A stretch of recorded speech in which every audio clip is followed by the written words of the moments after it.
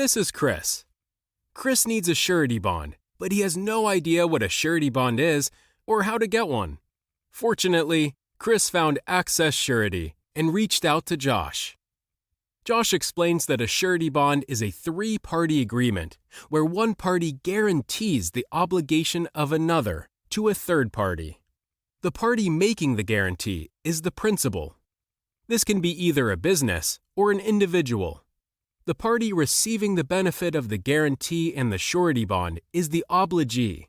This is the government, project owner, or another contractor. The party that is backing the principal's guarantee is the surety bond company. Said plainly, a surety bond gives one party financial recourse if another party breaks an agreement.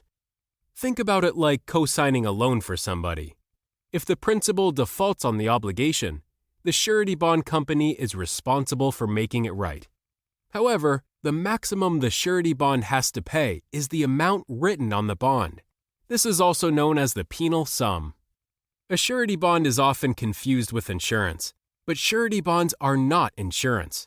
Insurance is a two-party agreement between the insurance company and the policyholder. The policyholder receives the benefit of the coverage. Surety, on the other hand, always involves three parties. The obligee receives the guarantee from the surety bond company on behalf of a principal.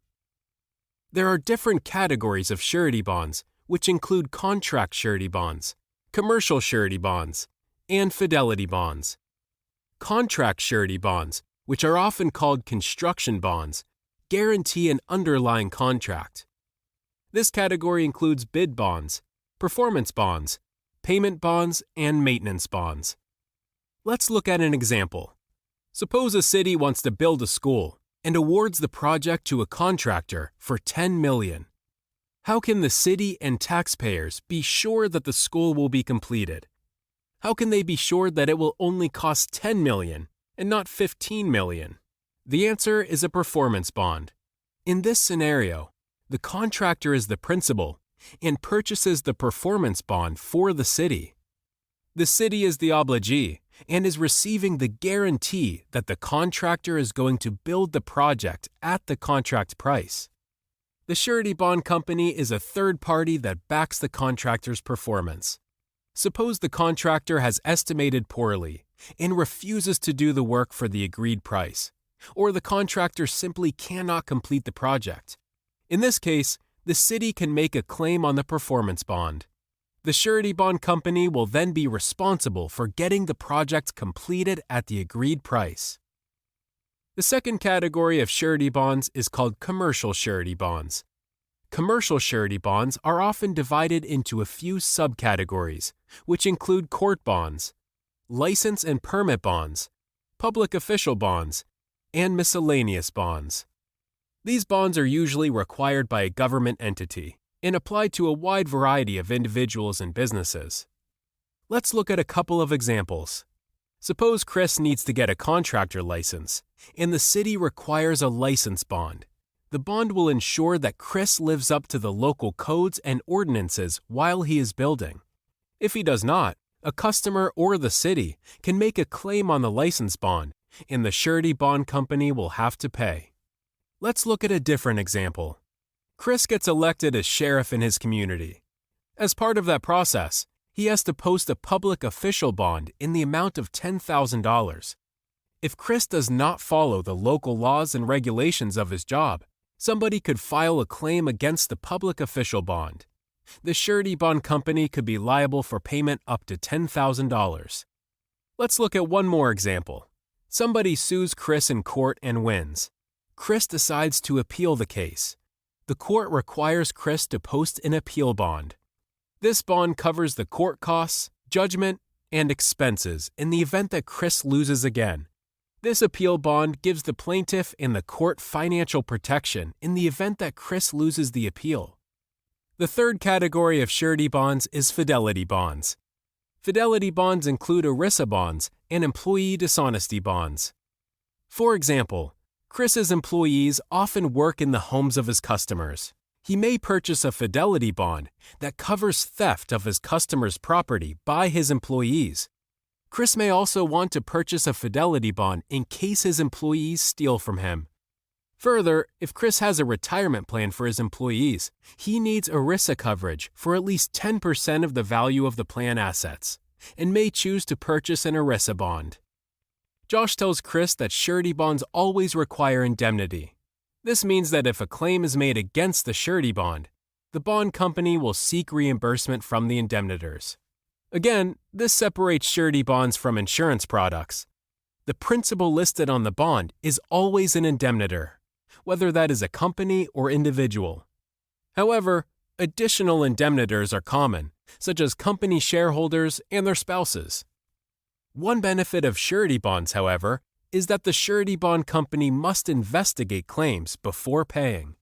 Chris asks Josh what surety bonds cost. Josh tells him that it depends on the type of surety bond and the financial strength of the principal. In general, surety bonds cost between 0.5% and 3% of the underlying obligation, while most contract surety bonds are only paid once for each project. Most commercial surety bonds and fidelity bonds renew each year and require an annual payment. So how do you get a surety bond?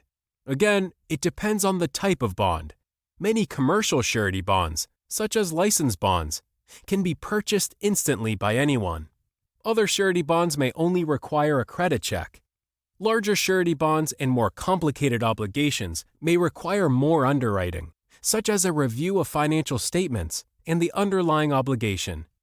Generally, large contract bond programs must go through an underwriting process known as the 3 C's, which stands for credit, capacity, and character. Chris asks Josh if he will need collateral to get a surety bond. Josh tells him that collateral is not usually required. Surety bond companies generally don't make UCC or lien filings unless a claim is made. Collateral is usually only required if the bond is very risky or if the principal has financial challenges. Josh also tells Chris to make sure to review the surety bond company. There are many different types of surety bond companies. Corporate surety bond companies are the safest. These are professional businesses that are regulated by the government and have liquid assets available to pay claims. Corporate surety bond companies are also rated each year by outside rating firms. On the other hand, there are also individual surety bond companies. These are companies run by individuals, often with questionable backing. Many fraudulent cases have been associated with individual sureties. Further, most obligations require corporate surety bonds. Some even require the surety bond to be rated A- or better by an agency such as AM Best. Federal contracts and many others also require the surety bond to be listed on the U.S. Treasury 570 circular. Checking these requirements will help you meet the obligation requirements and avoid fraud. Almost all businesses require some type of surety bond. Josh tells Chris that Access Surety has a page for frequently asked questions about surety bonds, and that this page is updated regularly. He encourages him to go there for more information. If you have questions on surety bonds, do what Chris did and contact Access Surety.